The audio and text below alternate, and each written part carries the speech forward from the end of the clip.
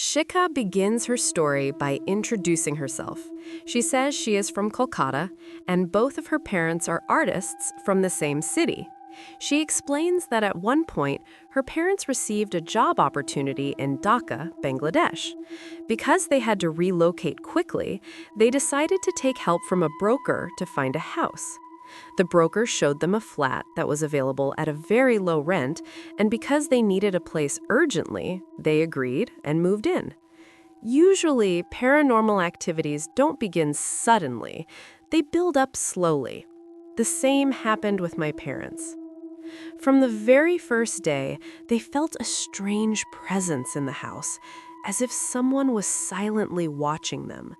When they entered the house, they unloaded their luggage and went out to eat, since the kitchen wasn't set up yet. But when they returned, they found all their luggage opened and things scattered everywhere. Each thought the other had done it, but neither had. At that time, I was just a year and 4 months old. Everything was new country, new job, and a small child, so they were already stressed. The landlord seemed suspicious, as if he was hiding something. In one room, there were leftover items from previous tenants: a wooden cot, a broken chair, a bookshelf, and a large metal-framed mirror. When my parents asked about it, the landlord said the previous tenants hadn't paid rent, so he kept their belongings. The house layout was strange. A long corridor with rooms on both sides. One room had 2 mirrors placed directly opposite each other, creating an infinite reflection. According to traditional beliefs, this is considered inauspicious. My mother felt uneasy and refused to use that room, so my father turned it into a studio. We hired a nanny to take care of me. She began noticing footsteps in the house when no one else was around. She was a religious woman and often prayed, but she felt something disturbing her during prayers. The house always felt heavy, cold, and damp, no matter how much it was cleaned. At night, my parents would hear loud noises, like someone grinding spices, cooking, or moving around, almost like a busy household, even though no one was there. One day, my father was painting in the mirror room while I slept nearby. He saw a shadow pass under the light. At first, he ignored it because he thought it was his imagination, but the shadow appeared again, moving closer each time. Another night, my mother saw a tall, dark shadow standing under the corridor light. She thought it was my father, but it wasn't. The figure seemed to move closer every time she looked. Strange things kept happening. The doorbell would ring at odd hours, but no one would be outside.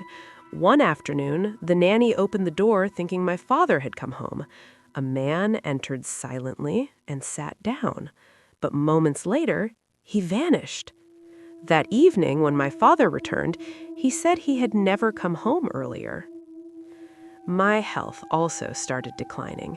I was constantly sick, and doctors couldn't find the reason. There was often a strong smell of cigarettes in the house, even though no one smoked.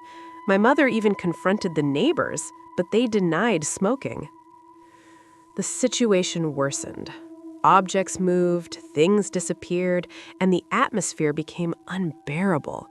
My mother started having nightmares, especially involving the mirrors, as if something was inside them. One day, the nanny almost threw me off the balcony. My mother rushed just in time to save me. The nanny had no memory of what happened. She had blacked out. Eventually, my parents learned the truth. A man had murdered his wife in that very flat and later took his own life. The landlord had hidden this fact. After that, everything escalated. Objects broke, files went missing, my father's artwork was destroyed. My mother even woke up one night with finger marks on her face, as if someone had slapped her. Finally, they decided to leave. But on the last night, my condition became critical. I had a high fever, was struggling to breathe, and slipped into a coma. Doctors couldn't understand what was happening. My family in India performed prayers, while my mother stayed beside me, chanting continuously. Slowly, I began to recover. We moved to a new house, and everything stopped instantly. No strange incidents, no illness, nothing. We stayed in Bangladesh for another year, and the rest of the time was peaceful. It's a beautiful country with wonderful people, but that one experience stayed with us forever.